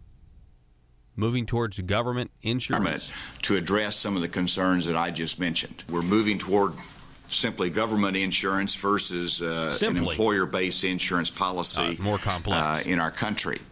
And, of course, to accomplish that, you have to have the wraparound benefits for those that would be continuing on the employer-based insurance so that it would meet the requirements of the Affordable Care Act. The second aspect of what I want to accomplish is worker training incentives and more work opportunity. So we would mandate everyone that would be on the Medicaid expansion, Arkansas Works, as I call it. So a week later, that's right. Everybody that would be on the Medicaid expansion, Arkansas Works, as I call it. Compare that to what he said at the beginning. On February 16th, 2016, Governor Asa Hutchinson held a press conference and said that support for his plan, Arkansas Works, does not mean he supports Obamacare. I need this morning to debunk an argument that is being presented by those that might oppose Arkansas Works, and some on both the left and right of the political spectrum are saying if you support Arkansas Works, then you must also be supporting Obamacare. They're making a linkage between everybody who supports Arkansas Works and any form of Medicaid expansion in the states must be an ardent supporter of Obamacare or the Affordable Care Act. It's because you are. Let me tell you today that is not so. Yeah, and we need to debunk. But the only problem is, the only problem is it is so. It is true. That's what you guys were supporting, and you are supporting it ardently. Absolutely, you are. Or let me just put it this way. You're ardently supporting the insurance companies and the hospitals that want your vote. And those people are ardently supporting Obamacare. Memories. Memory lane. Just a great example, though, of how they disguise what they're trying to do. It's called carefully crafted language. But if you actually follow him around, he says one thing at the State House, says something else at a national conference, and completely contradicts himself. So you be the judge. I think that's fraud. I think Asa perpetrated a fraud on the people of Arkansas back in 2016. I really do. I think he gave that press conference with the intent to deceive. I don't know what else you say. If you go back and you look at the messaging, because Asa's face was on their postcards, these incumbent postcards, these Obamacare supporting senators, and you know what the postcard said? It said that the incumbent senators were, quote, against Obamacare. They had to adopt the popular message that wasn't true in order to maintain their seats. and now they claim, well, now we have a mandate. No, you ran on being against Obamacare, and yet you guys still support it wholeheartedly. Anyway, that's just one way politicians can do it. I mean, it's pretty bad. But, you know, what we're really facing here and what Arkansas politicians don't seem to get, go to the Facebook shot, Joe. What Arkansas politicians don't seem to get is the larger argument. And we talked a lot about this last week. A whole lot about this last week. I had a conversation with a guy named Ken on Facebook last night. Now, Steve Bronner, who's a columnist, he writes for, you know, I believe he writes for, is it the Jonesboro Sun or the Gazette? But he also has a website, independentarkansas.com. And he wrote a piece on healthcare, and the comments were interesting. Ken on Facebook wrote this excellent column. He said, I think the most poignant statement in this, quote, the healthcare system consumes 18% of America's gross domestic product, twice as much as many countries, but produce no better results, end quote. Seems like a no-brainer that we should learn from other countries who have better results at a much less cost. And I responded to Ken, and I said, because this is an honest question, I like to engage with people that I'm pretty sure are liberals, but I want to get them to admit who they really are. I want them to, and I hope that by them admitting who they really are, they see that they are not reasonable people. They think that they're reasonable, but they're really not. Ken on Facebook, he says, other countries are the way to go. So I just asked him, I said, can we admit what's going on with the UK and Charlie Gard is the wrong direction? Certain other countries are worse. It's a great question. Now, Charlie Gard's in the news. His parents have dropped their petition. They're going to pull the life support plug, but if it wasn't for the UK government, he would have already had his experimental treatment. We got some more people responding, but I was more interested in Ken. Ken said, Paul Harrell, using one tragic case won't cut it. Public policy is the designing of programs that accomplish the most good for the most people for the longest period of time. And judging by the experience of the other advanced economies who have had universal coverage for decades, the U.S. system falls far behind them in meeting the goal of public policy in the area of universal health coverage. My response, you see it on your screen over at paulharrell.com. Question. So tragic cases like Charlie Gard are tolerable as long as the greater good is served? Is that your position? And that's the question to ask these liberals. Is that your position? Because, see, everything he said in his response about the U.S. system fails far behind what? In guaranteeing everybody the right to be enslaved to other people at birth to be responsible for their health care? That's what they're advocating for. And what they're saying is you're going to have health care coverage, but you may have terrible health care. That's what he leaves out. But let's forget all that, right? Let's just talk about what the real issue is here. Are you saying that we should tolerate Charlie Gard and government death panels because generally the greater good is served? Is that your position? Ken writes, he doesn't answer directly. He says, ever since Adam and Eve sinned in the garden, this world has been far, far from perfect and never will be until God ushers in the new heavens and the new earth. So we are forced to deal with imperfect people designing imperfect plans. There will always be hard cases in any program man devises. Way to dodge the question. He's exactly right. Yeah, we are, since the fall of man, there's a lot of bad stuff, like death that was ushered in with the fall of man. Now, let's just take that into consideration. That's the very thing that we're fighting over, right? How to keep people from dying as long as possible. That's what we're actually fighting here. So he raises an interesting point there, but he doesn't really answer my question. Are you okay with Charlie Gard situations? And just because we're imperfect people, that doesn't mean that we don't compare other systems with each other. And I think death panels where you are forcing somebody to take their children's life is far worse than the system we have here in America right now. One second, let me finish this up. But I took him. I didn't call him out. I didn't say he dodged my question. I just said, Ken, So then it's a question of which system is better. I prefer the one that doesn't strip parents of their right to seek treatment for their son. That system is a tyranny. Ken on Facebook, Paul Harrell. I prefer the one that doesn't force parents to declare bankruptcy in seeking treatment for their child. That system is cruel and Darwinian. I got him at that point.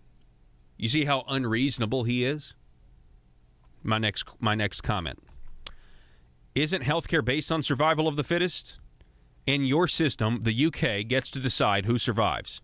I'll take bankruptcy over a bureaucratic death sentence. Thankfully, we don't even have debtor prisons anymore. And I said thankfully in jest. Maybe we should. I don't know. But you understand the point, folks, right? I got this liberal to admit exactly who we all think he is. And I'm sure he has good intentions. He just hasn't thought how those good intentions are being misapplied to actually support a death panel. Isn't it? It's awful to me if you think about it. He is saying, yeah, for the greater good, I'd rather have less freedom. And I am saying, he's comparing death panels with bankruptcy and basically saying that it's the moral equivalent. Well, healthcare can be so expensive that you can't afford it, and then you're going to face bankruptcy. That's what he said. Those are his words. And I'm saying, okay, what about a bunch of judges and doctors saying your child doesn't need experimental treatment, he just needs to die? I mean, it's a no-brainer. And Ken ends the conversation by saying, Paul Harrell will have to agree to disagree about how to fix our healthcare system. Have a nice evening. I can respect his civility. It was a civil conversation. I described it that earlier. But this is the battle we are facing. This is the battle that Arkansas Republicans, all of them, used to talk about before they were paid by the federal government via Medicaid expansion and an expansion of a welfare program to shut up about it. 870-275-9799. Back in a moment. The Paul Harrell Program, brought to you by Conduit Media Group.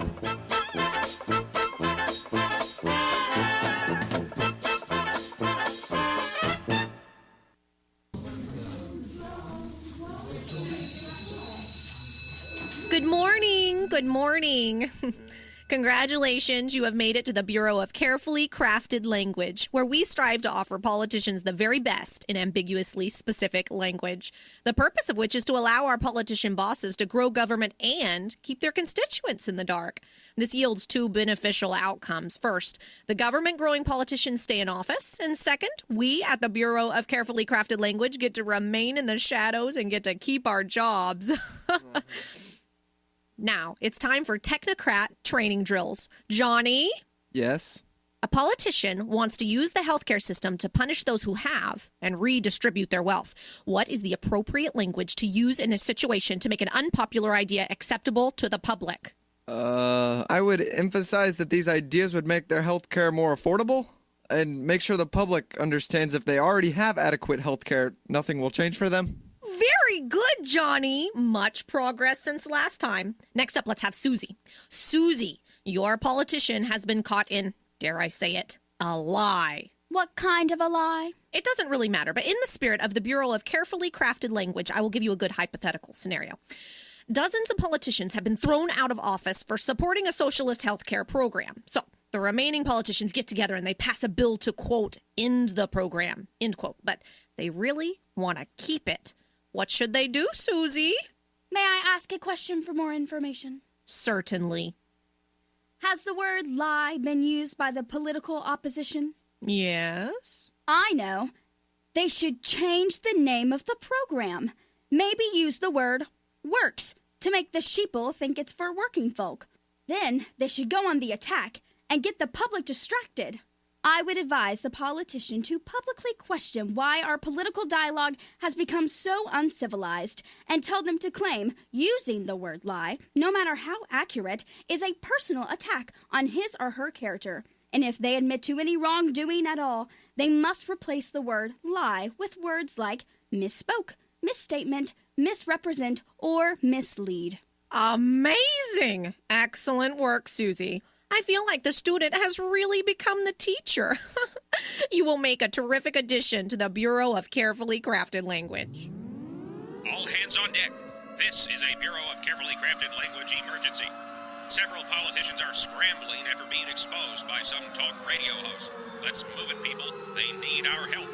The Bureau of Carefully Crafted Language. You vote 'em in, and we keep 'em in. PHP Parody.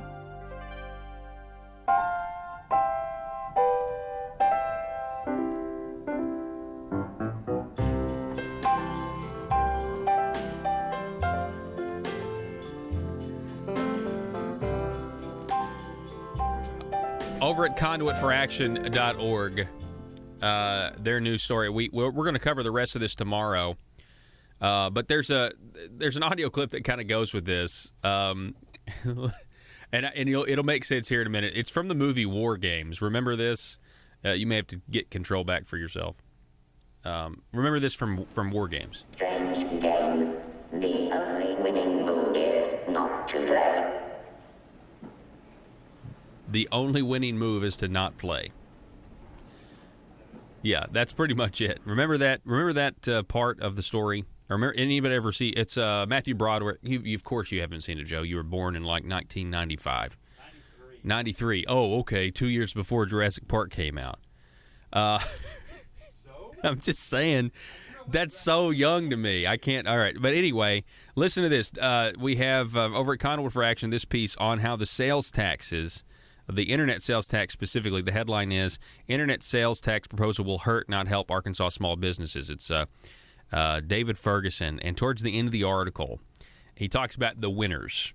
He said the only winners will be the politicians who want more money to grow government and the big box stores that already collect sales taxes in many states because they have physical presences in those states.